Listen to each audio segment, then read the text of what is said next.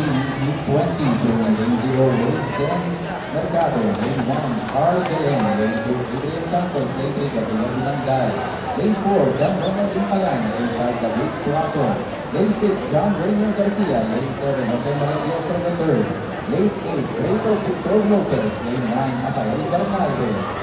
Swimmers for event number 114, proceed to the ready bench. Swimmers for event number 114, proceed to the ready bench.